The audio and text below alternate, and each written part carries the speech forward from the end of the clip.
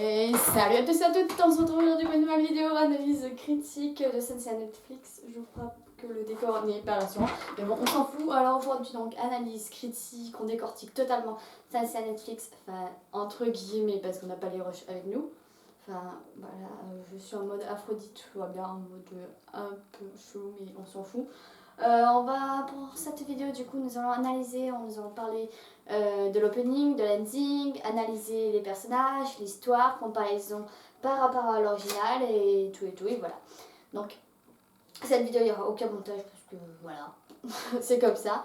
En ce qui concerne du coup par rapport alors à l'opening, je suis assez mitigée par l'opening que Netflix a fait. Parce que enfin, les musiques, les OST, les openings, les endings de Sensa, ils sont puissants, il y a quelque chose vraiment de magique, d'incroyable là-dedans.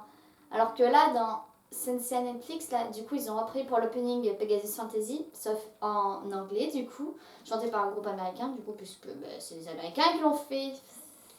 Ce qui n'est pas rassurant du tout directement, parce qu'on passe d'une culture asiatique à une culture américaine. Du coup, bah, ça fait le caca dans Sensei, mais du coup, par rapport à l'opening, ben. Vraiment, j'ai l'impression d'être dans un truc totalement rock'n'roll. Je ne suis plus là, je me sens plus dans Sensei.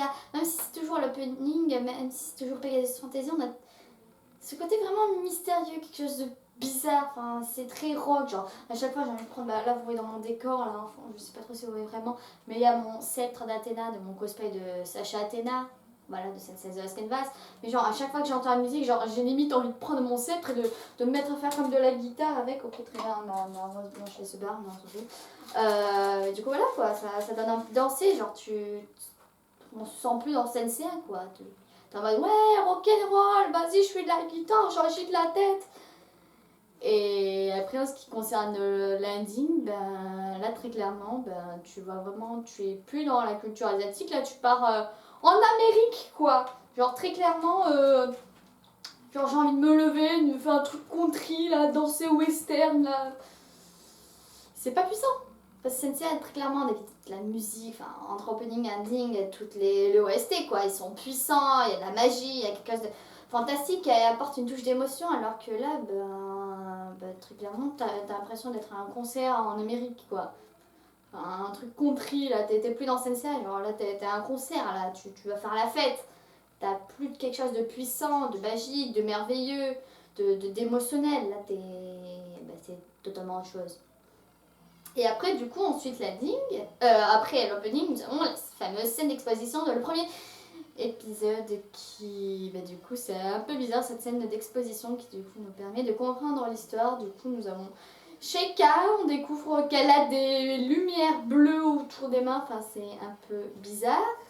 Et du coup, elle fait bonne nuit, Seiya, voilà, et après, qu'est-ce qui se passe? Nous avons les fameux militaires qui débarquent. Et c'est là que commence le bazar, parce que les militaires ils sont en mode allez, on vous arrête, voilà, on va arrêter Sheikah. Oui, parce que du coup la vidéo il y a des spoils, alors si vous voulez pas vous faire spoiler, vous sortez direct de la vidéo, merci.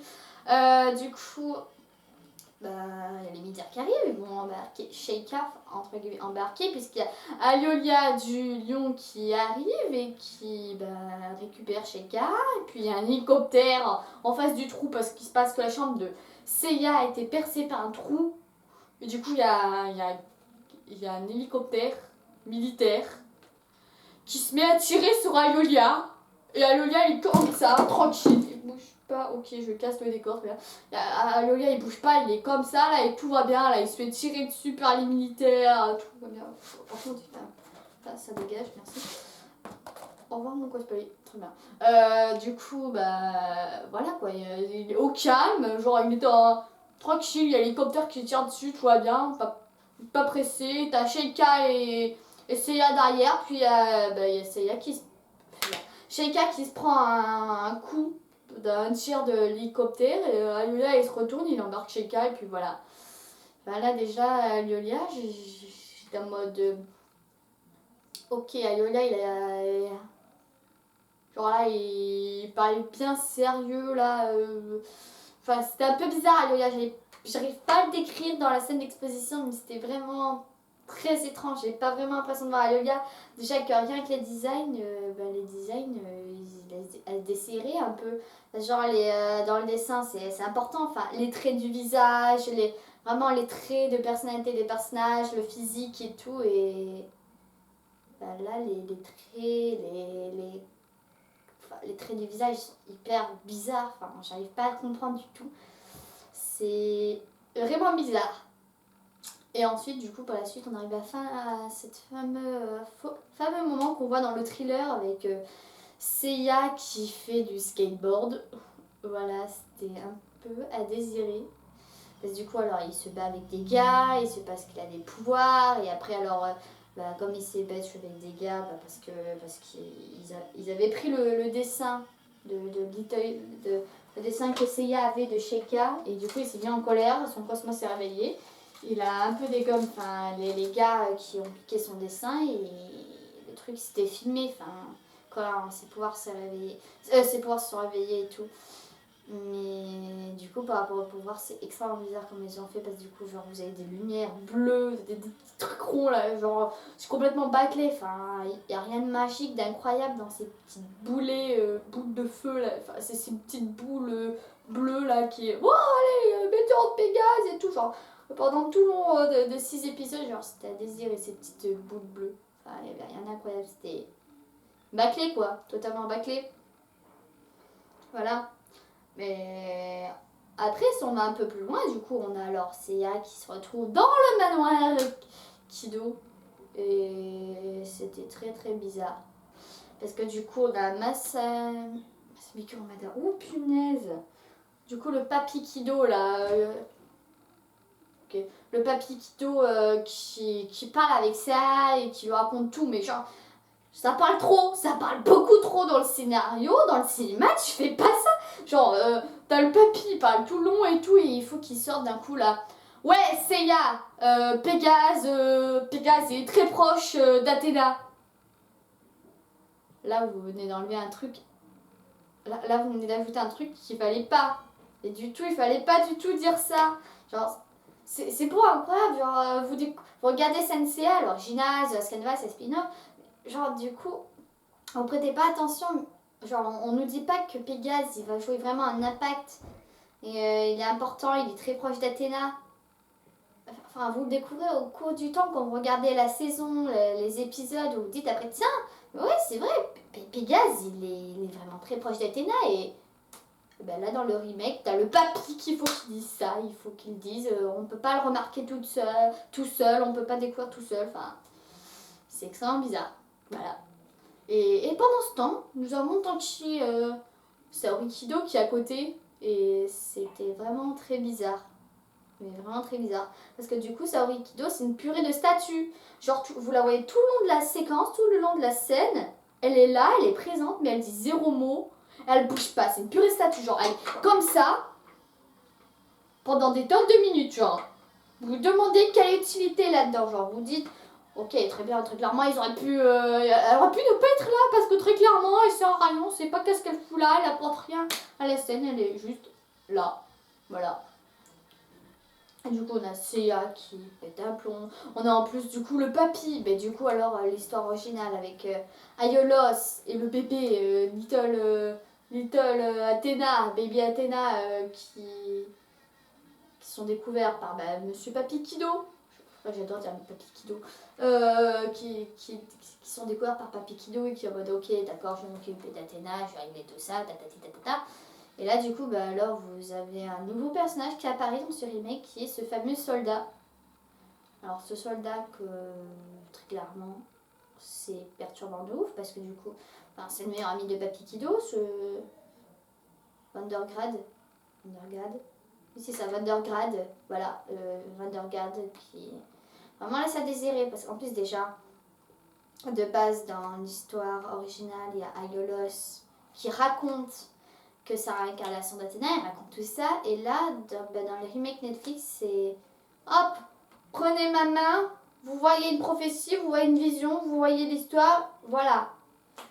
Et en plus, voilà quoi, c'est un peu bizarre comment c'est tourné et tout. dans l'histoire, enfin c'est chou, référence à Hades, Poséidon, mais c'est vraiment chelou de ouf. Déjà que du coup pour cette saison, il prévoit que 12 épisodes. C'est-à-dire en 12 épisodes, ils doivent dire énormément de trucs, mais en peu de temps. Mais le problème avec tout ça, c'est que du coup, par moments, il y a des scènes, elles sont pas assez longues, elles sont vraiment trop courtes, elles sont bâclées de ouf. D'autres moments, on a des scènes inutiles, totalement inutiles, tu te dis, ouais, on pourrait supprimer ça, ça sert à rien. Ou bien, il y a des scènes, on peut les faire mieux, les mieux travailler, genre, ça parle trop. On a moins de visuel, genre, quand là, il y a Papy Kido qui parle, mais on pourrait se contenter juste d'images, enfin, c'est hyper bizarre. Enfin, dans un scénario de base, tu écris un truc, tu mets pas 10 tonnes de dialogue, parce que là, sinon, ça fait trop théâtre. Et déjà, du coup, la scène dans le manoir Kido, genre, t'as l'impression de voir du théâtre, là, t'as plus vraiment l'impression de voir du cinéma, genre, il bouge pas, et ça blablate. Voilà, et par moments, il y a des images d'illustration, mais c'est très bizarre. Et d'autres moments, il y a des scènes, c'est intéressant, mais ça va trop vite. Du coup, tantôt ça va pas assez vite, tantôt ça va trop vite, tantôt c'est inutile, tantôt c'est mal fait. Genre, plus tard dans des épisodes, par exemple, on a du coup les 4 protagonistes. Déjà, les 4 protagonistes, régulièrement, ça se demandait ce qui s'est passé parce qu'ils ont changé de caractère et tout. Enfin, si on regarde Yoga du Cygne, mais il est flippant, Yoga, là. Qu'est-ce que vous lui avez fait, Yoga? Genre, Yoga, là, ça part. Ouais, t'as reçu une lettre, il faut éliminer tes nine, nanani, nanana. Ok, qu'est-ce qui s'est passé, Yoga, là? Il a pris la grosse tête de ouf, là. Et Shiryu aussi a changé. Là, où est passée la sagesse de Shiryu? Déjà que Shiryu, genre, à un moment, c'est chelou. Vous voyez la bataille galactique? C'est ça, bataille galactique? Ouais, c'est ça. C'est genre, le tournoi galactique. Là, dans le remake, c'est hyper chelou parce que ça se passe dans un bunker. Vous êtes dans un désert. Genre, déjà, quand vous découvrez le désert, vous voyez Seiya avec un chapeau mexicain sur la tête en train de passer. Genre, dans ma tête, j'ai l'impression d'être dans Mario Odyssey, là. Genre, Seiya, là, c'est devenu It's me, Mario!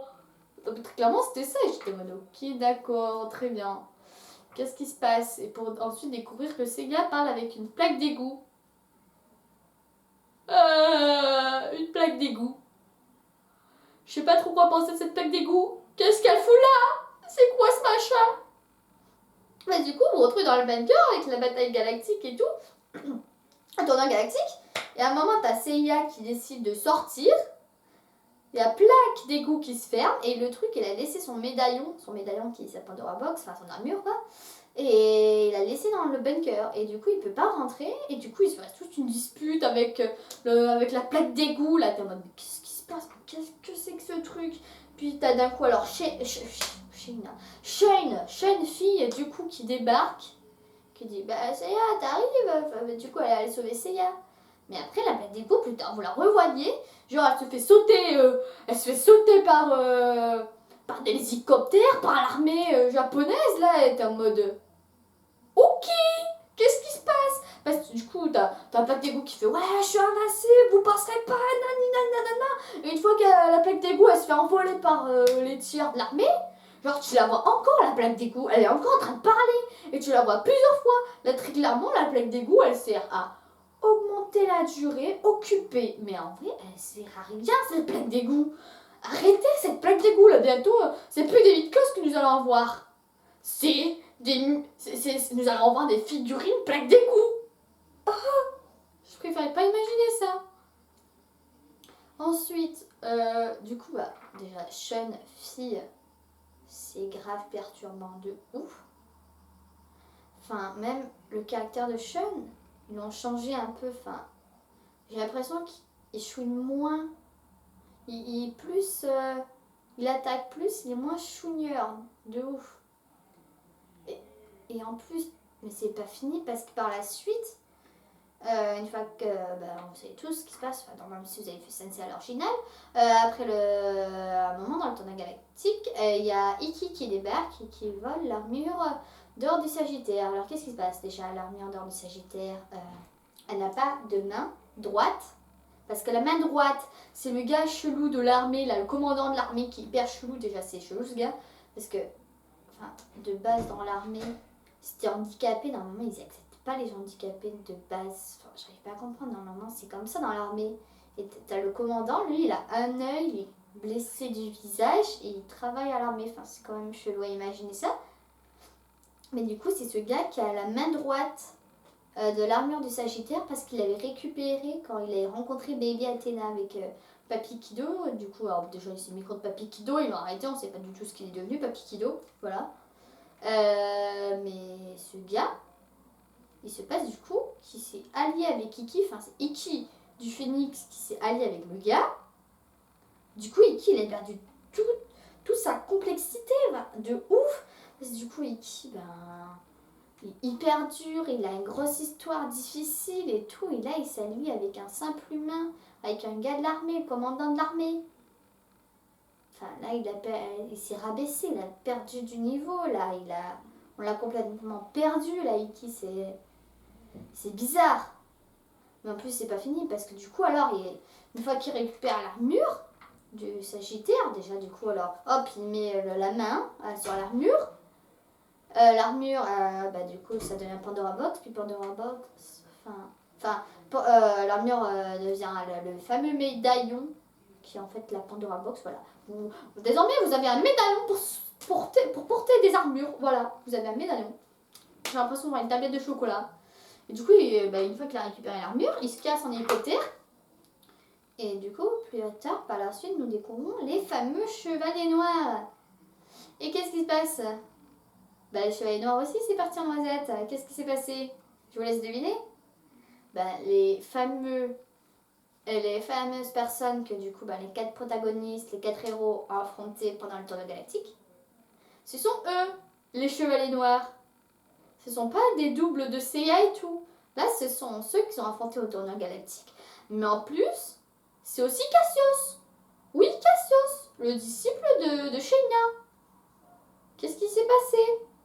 Déjà que Cassius, il est important plus tard par la suite dans l'histoire et on le retrouve par moments avec Shayna. Enfin, qu'est-ce qui s'est passé? Déjà que pendant le combat Cassius vs Seiya pour l'armure, c'est hyper chelou ce qui s'est passé. Mais vraiment, ils ont modifié le combat. Enfin, c'était complètement différent. Cassius, déjà, il perd pas une oreille. Il se fait pas couper une oreille. Et à côté, il y a son maître, du coup, Shayna. Elle n'a pas de masque. Marine a un masque. Shayna n'a pas de masque. Elle a un purée de gros maquillage sur le visage. Et c'est incompréhensible. Où est passée la règle du masque? Cette règle importante où toutes les femmes chevaliers doivent porter un masque. Elle n'a pas de masque, Shayna. Pourquoi? C'est quoi ce beans?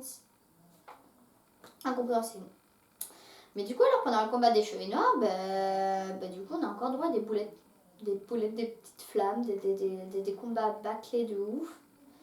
Et à un moment, du coup, une fois qu'ils se sont éliminés tous les chevaliers noirs, que se passe-t-il? Du coup, alors il y a le combat contre Iki. Qu'est-ce qui se passe au combat contre Iki? Il se prend l'illusion du phénix sur lui-même. Et c'est là que nous avons un flashback du phénix qui très clairement est long. Parce que pendant tout ce temps, nous avons eu des combats. Et là, nous avons un flashback qui dure 1000 ans, qui est hyper long. Et une fois ce flashback de fini, là, vous avez comme une violence. Vous avez d'un coup un retour à la réalité. Enfin, c'est un peu bizarre cette transition-là. Ça a été hyper long ce flashback où du coup, vous voyez l'entraînement difficile d'Iki pour avoir l'armure du phénix avec sa rencontre avec Esmeralda et tout. Et du coup, son professeur qui est juste monstrueux, qui est horrible, qui est sans cœur, sans pitié. Voilà quoi. Et c'est bizarre du coup. Mais en plus, alors quand on finit les 6 épisodes, on se pose des questions. Comme par exemple, le militaire, le gars militaire, en fait, ils l'ont posé comme ça, mais on ne sait rien quoi de lui.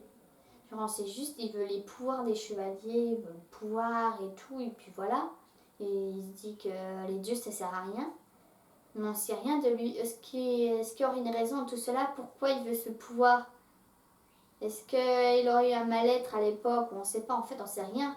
Ils ont posé le militaire comme ça, au calme. On ne sait pas pourquoi, on n'a pas de détails. Enfin, c'est hyper bizarre, on se pose des questions sur ce militaire. Plus Papy Kido. Qu'est-ce qu'ils en ont fait de lui? Enfin, qu'est-ce qui s'est passé? Parce qu'il y a du coup, ils l'ont arrêté au manoir Kido. Pendant que Tatsumi s'est barré avec Saori et Seiya pour s'enfuir. Et que Seiya s'est retrouvé de l'autre côté d'une cascade pour se retrouver à son entraînement où il rencontre alors Marine. C'est très bizarre. Vraiment très bizarre. Aussi, parlons de l'entraînement de Shiryu. Alors là, très clairement, déjà, Little Doko, ils l'ont changé. Très clairement, il n'est plus violet. Mais en plus, là, c'est encore plus flippant parce que j'avais encore plus l'impression de ouf de voir Maître Yoda. Et de ouf. Du coup, on se sent plus dans Star Wars. Mais à un autre moment aussi, nous avons encore un problème. Enfin, Yoga, vous voyez Yoga, il est arrivé déjà en retard au tournoi galactique, mais on apprend du coup pourquoi il est en retard. Genre, il allait sous la glace pour voir sa mère sous l'eau et déposer des roses. Enfin, une rose, dans plein de roses. Et une fois qu'il sort du lac glacé, déjà, le bateau, vous voyez le bateau, vous avez l'impression d'être dans le Titanic totalement, là. J'ai cru d'être dans le Titanic. Mais une fois qu'il sort de l'eau, t'as un gars complètement en cape qui arrive et qui lui passe une lettre et dit tiens, ce sont les ordres du sanctuaire. Et il se part aussitôt. Et là, vous êtes en mode ok, il apporte une lettre, mais c'est qui lui? Quelle est son importance? Quel est son but? À quoi il sert? Si tu mets un personnage, il doit avoir une explication. C'est pas juste pour une chose. Enfin, qui est cette personne? Serait-ce le maître du coup de yoga? Enfin non, c'est ultra bizarre. C'est incompréhensible. On a du coup des personnages, ils changent de personnalité, de caractère, des nouveaux personnages pas assez développés, des apparitions, enfin on comprend pas quoi. Et les 4 protagonistes, là t'as l'impression de voir les Power Rangers, mais en pire. Genre à un moment pendant le tournoi galactique, il y a l'armée là, avec la plaque du coup qui s'envole et tout. Il y a les 4 protagonistes, ils vont aller combattre les hélicoptères et tout. Et t'as Shiryu, comme ça, avec son bouclier, il se débarrasse de tous les tirs des hélicoptères, juste comme ça d'un coup, avec juste son bouclier. Et après ça attaque, ça élimine les hélicoptères et tout, mais c'est grave chaud quand même. Alors, vous imaginez, vous avez des chevaliers qui combattent des tanks, des hélicoptères à l'armée. Là, très clairement, vous n'êtes plus dans la culture sensei du tout, mais même plus dans la culture asiatique, puisque là, vous débarquez dans la culture américaine. Parce que qu'est-ce qu'ils aiment, les Américains? Ils adorent l'armée, les tanks, les armes. Du coup, là, on perd toute la mythologie, la puissance, la rêverie, le merveille de sensei, vous partez totalement dans autre chose. Ce n'est plus sensei du tout. Enfin, déjà que les Américains, ils ont dit, ouais, nous faisons ça parce que sensei, ça a chuté, ça marchait pas en Amérique. Mais du coup, là, ils ont totalement fait américanisation. C'est plus une œuvre asiatique, là. Enfin, c'est complètement américain, là, comment ils ont fait. C'est grave chelou. Mais en plus, c'est pas fini. Mais déjà que Sean, ils le font changer de sexe. C'est devenu une fille. Ils sortent. Ouais, c'est pour qu'il y ait une héroïne. Enfin, c'est un peu bizarre quand même. Mais à la fin de l'épisode 6, là, vous comprenez pas ce qui se passe. Parce que vous voyez... Qui vous voyez apparaître?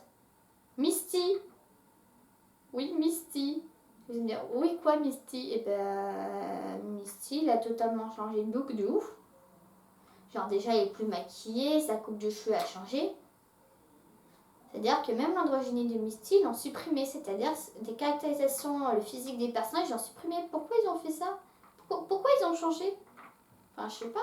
C'est-à-dire que si on se retrouve à avoir d'autres cheveux d'or en dehors d'Aliolia qu'on a vu, plus de Little Doko qui a changé de couleur, parce qu'il est passé au rose pâle, au rose, il n'est plus violet.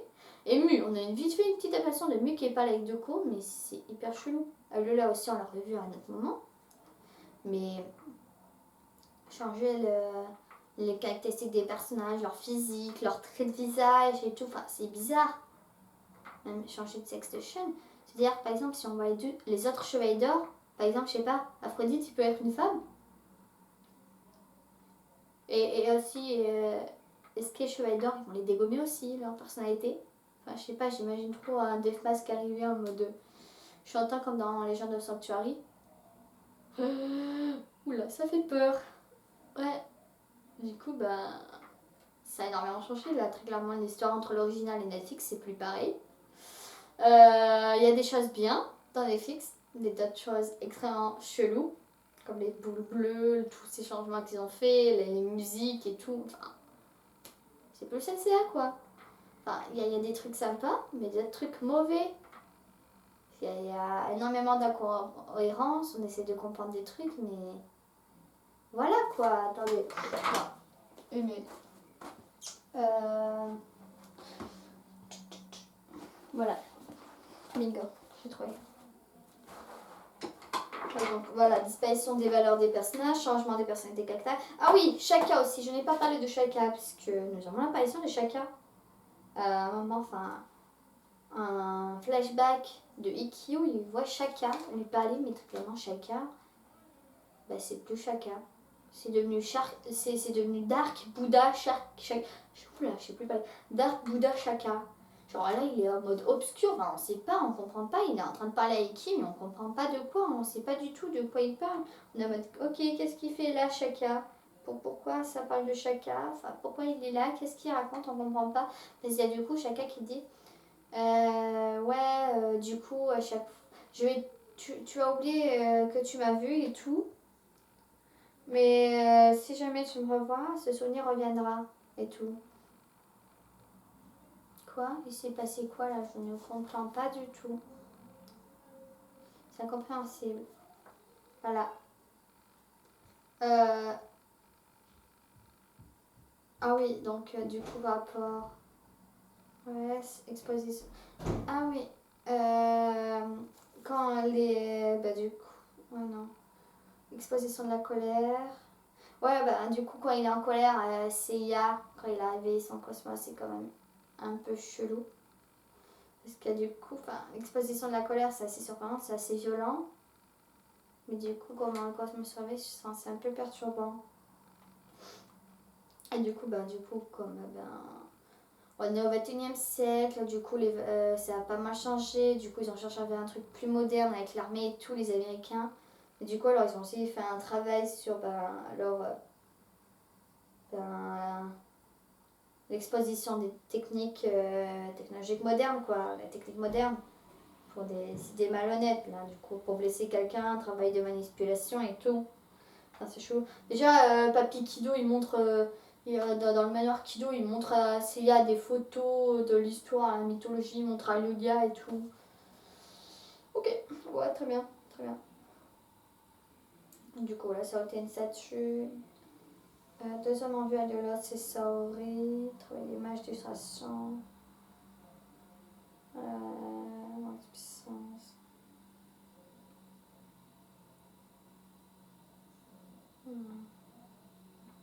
Ouais, du coup, la musique. Ah ouais, bah ouais, du coup, la musique qui fait assez celtique, assez anglophone. La musique, c'est hyper chelou. Ça me rappelle du coup. Ah voilà, c'est bon, je ne me rappelle ce que je veux dire. Une fois qu'ils ont fini avec l'armée et tout, qu'ils ont dit à Saori qu'ils allaient l'aider pour récupérer l'armure d'or du Sagittaire.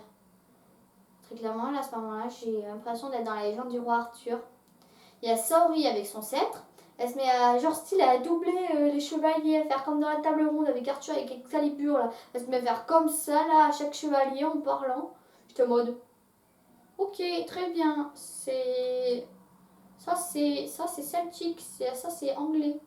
Ok, qu'est-ce qui s'est passé? Je ne comprends plus rien. Du coup, très clairement, c'est complètement, c'est hyper chelou quoi. Ce qu'ils ont fait Netflix, parce que du coup ça change totalement les valeurs. Déjà, très clairement, c'est impossible de respecter une œuvre si tu ne connais pas la culture, tu n'as pas une même vision des choses qu'un autre continent, qu'un autre pays. Parce que très clairement, entre l'animation américaine et l'animation asiatique, japonaise ou autre, ben, très clairement, c'est pas la même culture, c'est totalement différent. Ils n'ont pas les mêmes idées, les mêmes visions des choses. Et du coup, bah, là, CNCA, Netflix, bah, c'est complètement quelque chose d'américain. Là, c'est plus CNCA du tout. Déjà que 12 épisodes, c'est court.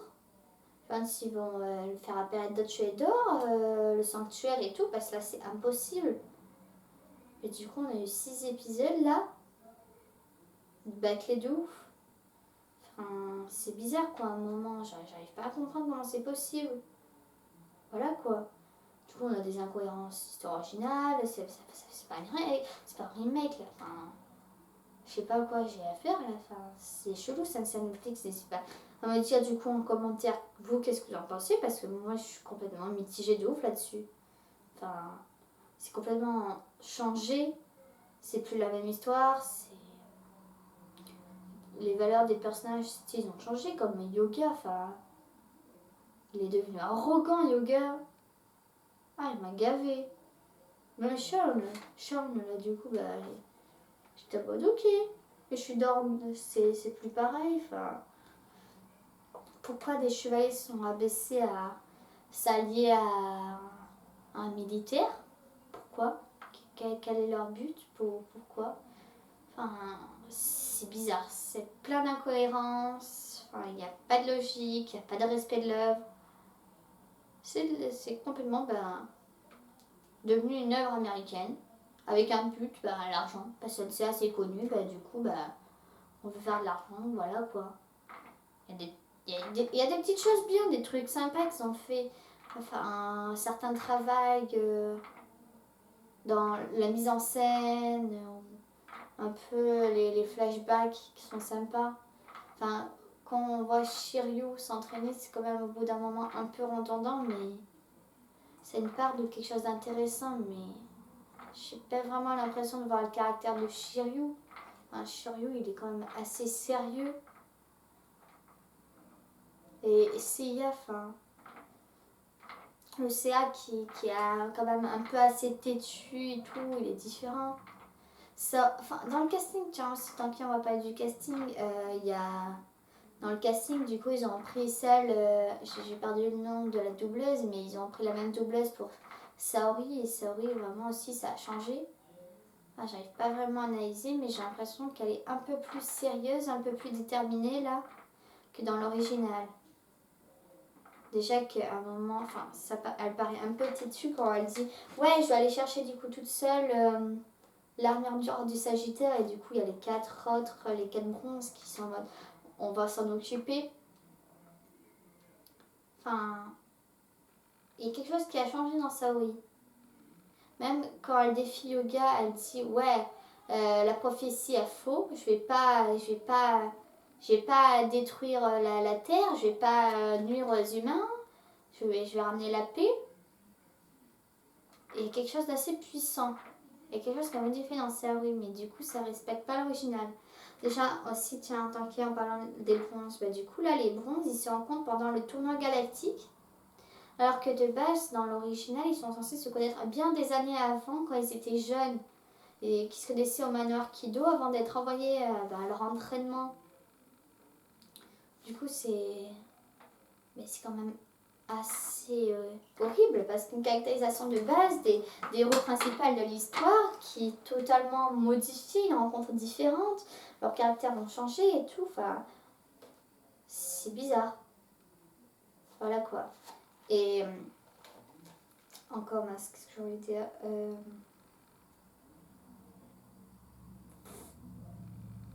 les bunkers, les protagonistes. Ouais, du coup, Sheikah, tant qu'il est, maintenant on est en mode, ok, là, Sheikah, très clairement, c'est Marine. Et des moments, on a vraiment l'impression de voir Star Wars. Parce que rien que le coup de la prophétie, là, l'idée de la prophétie qu'Athéna va nuire à la Terre, nuire aux humains, enfin là, j'ai l'impression de voir Star Wars en mode, ouais, la prophétie, l'équilibre dans la force, là, j'ai l'impression de voir ça. Je sais pas. C'est... Bah là, du coup, bah, c'est vraiment américain, quoi. Bon, faut repenser américain et par moments des trucs qui font penser au Royaume-Uni aussi, là. Très clairement, c'est plus asiatique. Et on ressent plus cette magie, ce côté mythologique. Enfin, voilà, quoi. C'est mauvais. Et du coup, bah, je me demande qu'est-ce que ça va donner. Je vais regarder quand même les 6 prochains épisodes, du coup, qui vont sortir dans quelques mois. Je sais plus, j'ai entendu septembre, octobre, novembre, on verra. Je verrai ces 6 autres épisodes quand ils sortiront. En tout cas, j'ai regardé plusieurs reprises là, les 6 premiers épisodes pour vraiment voir si j'ai rien raté, mais c'est bizarre. C'est vraiment bizarre. Déjà que faire 12 épisodes, c'est impossible. Déjà, quand on pense à l'arc sanctuaire, avec l'arc sanctuaire et tout, ça dure plus de 100 épisodes.